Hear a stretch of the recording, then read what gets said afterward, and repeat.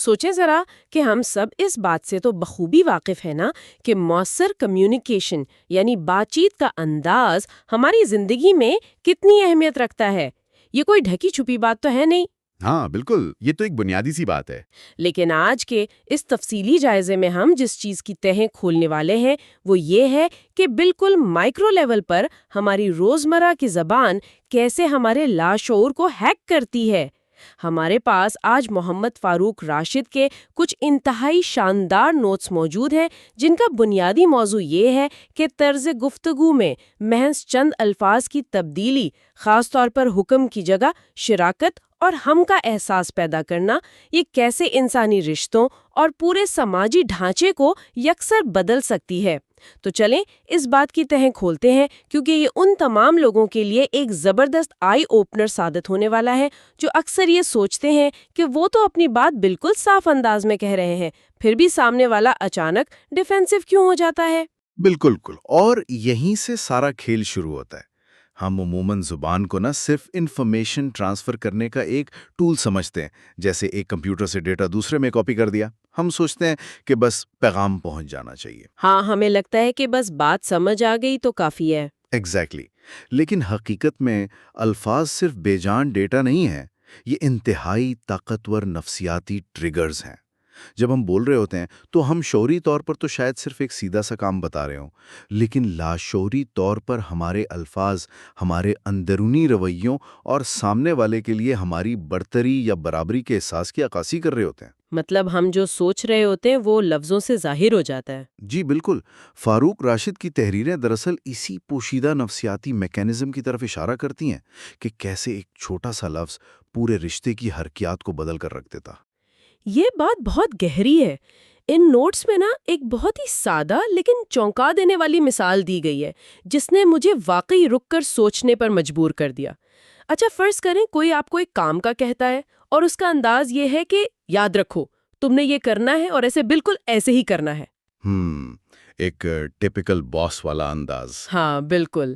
اب بظاہر یہ ایک سیدھی سی ہدایت ہے، لیکن جیسے ہی انسان یہ سنتا ہے تو فوراً ایک عجیب سی اکڑ، ایک حکم اور بالادستی کا احساس پیدا ہوتا ہے۔ اب اسی بات کو ذرا سا موڑ کر دیکھتے ہیں۔ مثال کے طور پر ہمیں یہ نقطہ یاد رکھنا ہے، ہم نے مل کر یہ کام کرنا ہے اور ہمیں اسے اس طرح مکمل کرنا ہوگا۔ واہ، کتنا واضح فرق ہے نا؟ اب ذرا غور کریں، پیغام 100% وہی ہے، کام بھی وہی کرنا ہے، لیکن صرف تم کو ہم سے بدلنے پر پورا ماحول بدل گیا۔ اس میں ایک شراکت، احترام اور مشترکہ ذمہ داری کا احساس آ گیا۔ یہ اتنا بڑا فرق کیسے پیدا کر دیتا ہے؟ یہاں حیران کن بات یہ ہے کہ یہ فرق بظاہر جتنا معمولی نظر آتا ہے، دماغی سطح پر یہ اتنا ہی بڑا طوفان یا سکون پیدا کرتا ہے۔ اگر ہم تھوڑا سا انسانی نفسیات اور نیورو سائنس کی گہرائی میں جائیں تو ہمیں سمجھ آئے گا کہ انسان فطری طور پر خود مختاری اور عزت نفس کو پسند کرنے والی مخلوق ہے۔ یعنی کوئی بھی یہ نہیں چاہتا کہ اس پر روب جمایا جائے؟ بالکل بھی نہیں۔ جب کسی بھی انسان کو براہ راست اور کھلے انداز میں حکم دیا جاتا ہے تو اس کے دماغ کا وہ حصہ جسے ایمگڈالا کہتے ہیں، وہ اسے ایک خطرے کے طور پر محسوس کرتا ہے۔ دماغ کو لگتا ہے کہ اس کی آزادی چھینی جا رہی ہے یا اس پر باقاعدہ حملہ ہو رہا ہے۔ تو گویا یہ صرف آنا کا مسئلہ نہیں ہے، یہ ایک حیاتیاتی اور لاشعوری رد عمل ہے۔ 100%۔ یہ ایک بائیولوجیکل ڈیفنس میکانزم ہے۔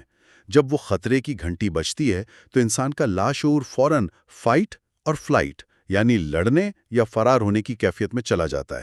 مطلب وہ دفاعی پوزیشن میں آ جاتا ہے۔ جی، اس کی انا کو ٹھیس پہنچتی ہے، جس کے نتیجے میں اس کے اندر فوری طور پر ایک مزاحمت پیدا ہوتی ہے۔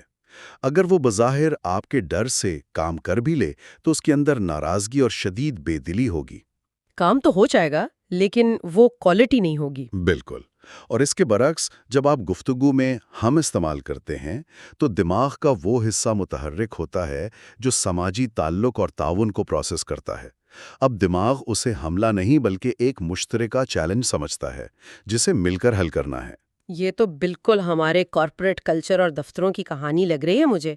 ہم اکثر دیکھتے ہیں کہ ای میلز میں وہ مخصوص جملے ہوتے ہیں نا، جیسے as per my last email you need to fix this. یہ کیسا زہریلا ماحول بنا دیتے ہیں۔ ہاں، وہ ای میلز تو سیدھا دل پر لگتی ہیں۔ بالکل۔ انسان کام تو کر دیتا ہے لیکن اس کام میں وہ تخلیقی لگن یا اونرشپ زیرو ہوتی ہے۔ بالکل ایسا ہی ہے۔ جب آپ کسی پر محض حکم چلاتے ہیں تو آپ اسے اس عمل کی تخلیقی روح سے کاٹ دیتے ہیں۔ وہ انسان صرف ایک روبوٹ یا مشین کی طرح کام کرتا ہے تاکہ بس باس کی ڈانٹ سے بچ سکے۔ لیکن جب آپ اسے شراکت دار بناتے ہیں تو وہ اس کام کو اپنا کام سمجھتا ہے اور اس کی پوری ذمہ داری لیتا ہے۔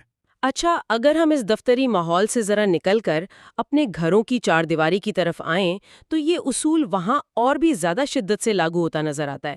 میں سوچ رہی تھی کہ ہم میں سے اکثر لوگ جو والدین ہیں یا کسی بھی فیملی سیٹ اپ کا حصہ ہیں وہ جانتے ہیں کہ بچوں کی پرورش کتنی پیچیدہ چیز ہے۔ بہت پیچیدہ، خاص طور پر آج کل کے دور میں۔ ہاں نا، ہم یہ تو چاہتے ہیں کہ بچے ہماری بات مانیں، لیکن ہم یہ نہیں چاہتے کہ وہ ڈرپوک یا روبوٹ بن جائیں۔ فاروق راشد کے مواد میں خاندانی حرکیات، جسے فیملی ڈائنامکس کہتے ہیں، اس پر بڑی زبردست بات کی گئی ہے کہ والدین کا مسلسل حکمانہ انداز بچوں کے ساتھ ان کے رشتے کو کیسے کھوکھلا کر دیتا ہے۔ یہ واقعی ایک بہت اہم پہلو ہے۔ فیملی ڈائنامکس سے مراد رشتوں کا وہ پوشیدہ تانا بانا ہے جس پر ایک گھر کی بنیاد کھڑی ہوتی ہے۔ آج کل کے والدین کی ایک بہت بڑی الجھن یہ ہے کہ وہ بچوں کے ساتھ دوستانہ تعلق بھی رکھنا چاہتے ہیں، لیکن ساتھ ہی انہیں ڈسپلن بھی سکھانا ہوتا ہے۔ وہ بیلنس کرنا بہت مشکل ہو جاتا ہے۔ بالکل۔ ہوتا یہ ہے کہ جب والدین ہر وقت محض ہدایات جاری کرتے رہتے ہیں، مثلاً یہ کمرہ فوراً صاف کرو، تم نے ابھی تک پڑھائی کیوں شروع نہیں کی، تو بچہ خود کو گھر کا ایک ماتحت فرد یا یوں کہہ لیں کہ سیکنڈ کلاس شہری سمجھنے لگتا ہے۔ اور پھر والدین شکایت کرتے ہیں کہ ٹین ایج میں آ کر بچے باغی ہو گئے ہیں یا انہوں نے کمرے کا دروازہ بند کر کے خود کو الگ کر لیا ہے۔ دراصل وہ بغاوت اچانک نہیں ہوتی، وہ انہی چھوٹے چھوٹے احکامات کا نتیجہ ہوتی ہے جو سالوں تک اس کی خود مختاری کو کچلتے رہیں۔ بچہ بظاہر خوف کے مارے فرمانبردار تو بن جاتا ہے، لیکن اندر سے والدین اور اس کے درمیان اعتماد اور قربت کا پل ٹوٹ جاتا ہے۔ تو اس کا متبادل کیا ہو سکتا ہے؟ اس کے برعکس اگر والدین اسی بات کو یوں کہیں کہ ہمارا گھر کافی بکھرا ہوا لگ رہا ہے، ہمیں مل کر اس کمرے کو ٹھیک کرنا چاہیے تاکہ یہاں بیٹھ کر اچھا لگے، تو آپ نے بچے کو اس گھر کا ایک اہم، معزز اور ذمہ دار رکن بنا دیا۔ اب وہ صفائی کسی خوف کی وجہ سے نہیں بلکہ اس فیملی کا حصہ ہونے کے احساس کی وجہ سے کرے گا۔ یہ نکتہ تعلیمی اداروں پر بھی تو ویسے فٹ بیٹھتا ہے نا۔ مجھے یاد ہے ہمارے اسکول کے دور میں ریاضی کے کچھ ایسے اساتذہ ہوتے تھے جن کے کلاس میں قدم رکھتے ہی ایسا سناٹا چھا جاتا تھا کہ سوئی گرنے کی آواز بھی سنائی دے۔ ہاں، وہ پرانے دور کا ڈسپلن۔ وہ آتے ہی کہتے تھے کہ چپ رہو، کتاب کا صفحہ نمبر 40 کھولو اور جو میں بورڈ پر لکھ رہا ہوں بس چپ چاپ اسے کاپی کرو۔ ہم سب کے پاس اس طرح کے خوفناک اساتذہ کا کوئی نہ کوئی ٹراما ضرور موجود ہے۔ بظاہر کلاس تو بڑی کنٹرول میں ہوتی تھی، لیکن کیا واقعی وہاں کچھ سیکھا جا رہا ہوتا تھا؟ قطعی نہیں۔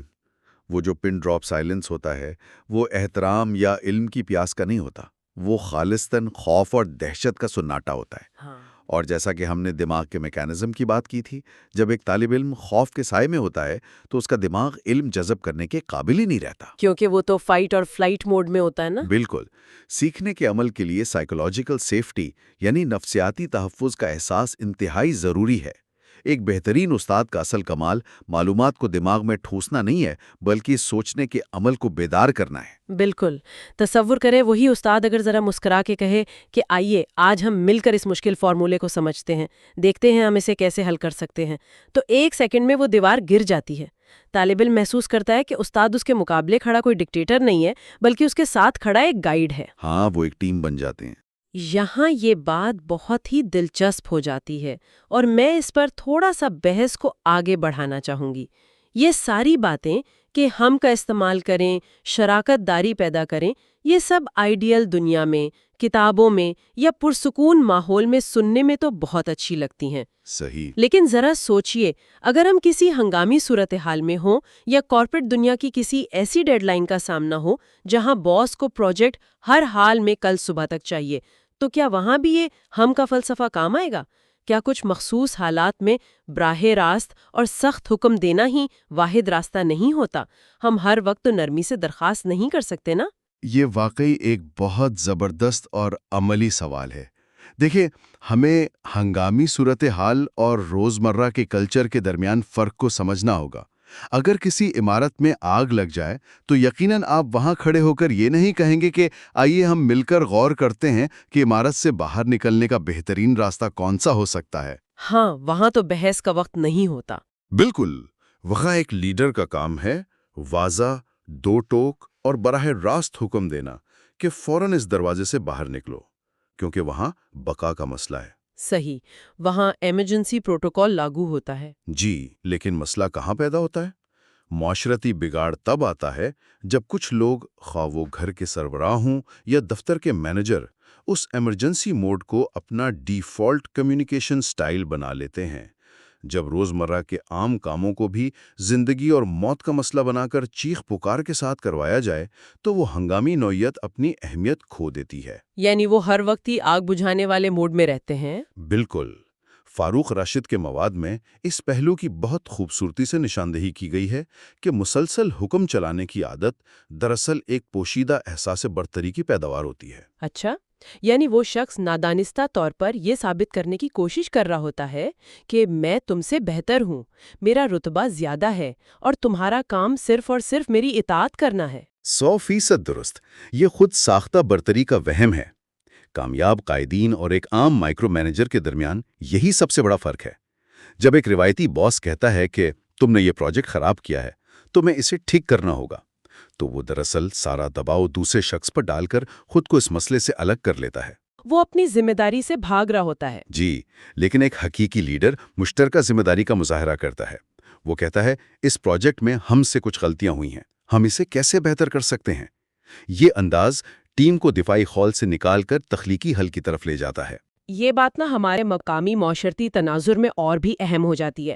ہمارے ہاں عموماً ایک کلچر ہے جہاں عمر کے فرق کو یا کسی بھی قسم کے عہدے کو دوسروں پر حکم چلانے اور بعض اوقات بدتمیزی کرنے کا جواز سمجھ لیا جاتا ہے۔ ہاں، یہ تو ہمارے کلچر کا ایک بہت بڑا المیہ ہے۔ یہ ایک ان لکھی شرط سمجھی جاتی ہے کہ اگر میں عمر میں آپ سے 10 سال بڑی ہوں یا رشتے میں سینئر ہوں تو مجھے آپ سے سخت لہجے میں بات کرنے کا پیدائشی حق حاصل ہے اور چھوٹوں کا کام صرف سر جھکا کر سننا ہے۔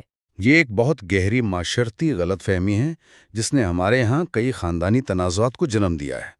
حقیقی دانشمندی، بڑکپن اور عزت اس بات میں نہیں ہے کہ آپ اپنے سے کم عمر یا کم رتبہ شخص کو دبا کر اپنا رعب جمائیں۔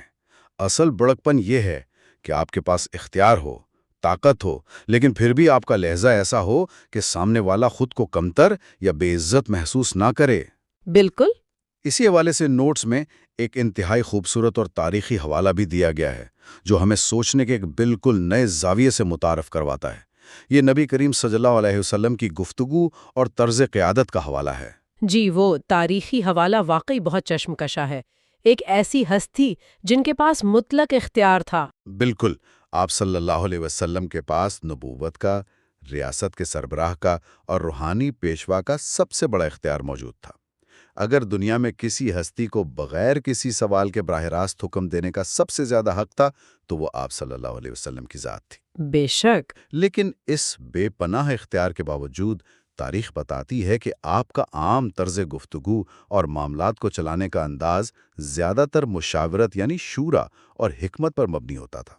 آپ صحابہ کرام کو جنگی حکمت عملی سے لے کر روزمرہ کے فیصلوں تک میں شریک کرتے تھے، جس کا نتیجہ یہ نکلتا تھا کہ دلوں میں کسی قسم کا اندھا خوف پیدا ہونے کے بجائے ایک بے پناہ محبت، بھروسہ اور گہرا احترام پیدا ہوتا تھا۔ یہی وہ نقطہ ہے۔ سچی اطاعت، وفاداری اور دل سے کیا جانے والا احترام کبھی طاقت کے زور پر یا چیخ کر احکامات دینے سے نہیں ملتا۔ یہ ہمیشہ شراکت، دوسروں کو اہمیت دینے اور نرمی سے کمایا جاتا ہے۔ جب آپ لوگوں کو فیصلوں میں شامل کرتے ہیں تو وہ اس ویژن کو اپنا ویژن مان لیتے ہیں۔ تو اس سب کا اصل مطلب کیا ہے؟ ہم نے دماغی سائنس کی بات کر لی، گھر اور اسکول کے ماحول کو دیکھ لیا، کارپوریٹ لیڈرشپ اور تاریخ کو بھی کھنگال لیا، لیکن خاص طور پر آج کے اس ماڈرن دور میں جہاں ہمہ وقت ایک عجیب سی دوڑ لگی ہوئی ہے، ہر انسان مسلسل اسکرینز کے سامنے ہے، نوکریوں کا دباؤ ہے، معاشی حالات کی ٹینشن ہے، ہر شخص اندر سے تھکا ہوا اور برن آؤٹ کا شکار ہے۔ اس شدید ذہنی دباؤ والے دور میں ایک چھوٹے سے لفظ ہم کی اہمیت کیا واقعی اتنی زیادہ ہے؟ اگر ہم اسے وسیع تر تناظر سے جوڑیں تو آج کے اس تیز رفتار اور شدید سماجی تناؤ کے شکار دور میں تو اس نرم اور باوقار گفتگو کی اہمیت کہیں زیادہ، بلکہ میں کہوں گا کہ ہماری ذہنی اور سماجی بقا کے لیے ناگزیر ہو گئی ہے۔ وہ کیسے؟ دیکھیں، آج کل ہر انسان کا کوگنیٹو لوڈ یعنی دماغی بوجھ اپنے آخری کنارے پر ہے۔ ہر شخص اپنے ذہن میں پریشانیوں کا ایک بھرا ہوا پیالہ اٹھائے پھر رہا ہے۔ ایسے میں جب آپ کا کوئی سخت جملہ، کوئی طنزیہ بات یا حکمانہ انداز اس تک پہنچتا ہے تو وہ اس بھرے ہوئے پیالے میں آخری قطرے کا کام کرتا ہے، جس سے سارا دباؤ چھلک پڑتا ہے اور انسان پھٹ پڑتا ہے۔ وہ جو ہم اکثر دیکھتے ہیں کہ ایک بہت ہی معمولی سی بات پر، مثلاً تولیہ صحیح جگہ پر نہ رکھنے پر میاں بیوی کے درمیان ایسا جھگڑا شروع ہو جاتا ہے جو طلاق کی دھمکیوں تک پہنچ جاتا ہے۔ وہ دراصل تولیے کا جھگڑا نہیں ہوتا، وہ اس انداز کا جھگڑا ہوتا ہے جس میں وہ بات کہی گئی ہوتی ہے۔ 100% فاروق راشد کے مضمون میں الزام اور تعاون کے درمیان فرق کی جو مثال دی گئی ہے وہ روزمرہ کے ان تنازعات کو سمجھنے کا بہترین ٹول ہے۔ فرض کریں گھر یا دفتر میں کوئی کام وقت پر نہیں ہوا۔ اب ایک شخص آ کر سیدھا کہتا ہے، تم نے یہ کام ابھی تک کیوں نہیں کیا؟ تو اگلا بندہ فوراً ڈیفینسو ہو جائے گا۔ بالکل۔ اب یہ جملہ سنتے ہی اگلا شخص فوراً اپنی صفائیاں پیش کرنے یا جوابی حملہ کرنے کے موڈ میں آ جاتا ہے۔ یہ براہ راست ایک الزام ہے جو اسے مجرم کے کٹہرے میں کھڑا کر دیتا ہے۔ وہ مسئلے کا حل سوچنے کے بجائے اپنی عزت بچانے میں لگ جاتا ہے۔ اور اگر اسی سچویشن میں انداز بدل دیا جائے، اگر اسی بات کو اس طرح کہا جائے کہ ہمیں یہ کام آج شام تک مکمل کرنا تھا، یہ ابھی تک ادھورا ہے، کیا ہم اسے مل کر جلدی سے ختم کر سکتے ہیں؟ اب ذرا فضا کو دیکھیں۔ کام اب بھی نامکمل ہے، مسئلہ اپنی جگہ موجود ہے، لیکن الفاظ کے اس چناؤ نے الزام کی جگہ تعاون کی پیشکش کر دی ہے۔ اس سے اگلا شخص شرمندگی یا غصہ محسوس کرنے کے بجائے اس مسئلے کو مل کر حل کرنے کی ترغیب محسوس کرتا ہے۔ بالکل، یہ چھوٹی سی تبدیلی روزمرہ کی درجنوں غیر ضروری بحثوں اور لڑائیوں کو شروع ہونے سے پہلے ہی ختم کر سکتی ہے۔ یہ واقعی کتنی زبردست بات ہے کہ ہم روزانہ کتنے ہی چھوٹے بڑے تنازعات، دلوں کی دوریاں اور ذہنی الجھنیں صرف اپنی زبان کے چناؤ سے حل کر سکتے ہیں۔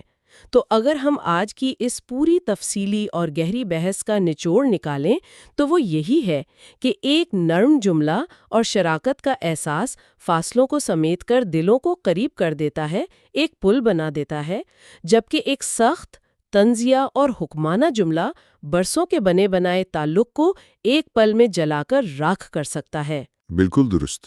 اس پوری گفتگو کا سب سے بڑا پیغام یہی ہے کہ اگر ہم واقعی چاہتے ہیں کہ ہمارے معاشرے میں، ہمارے گھروں میں، دوستوں کی محفلوں میں اور ہمارے دفتروں میں ایک صحت مند اور مثبت ماحول پروان چڑھے، تو ہمیں اپنے آٹو پائلٹ رویوں کو چیلنج کرنا ہوگا۔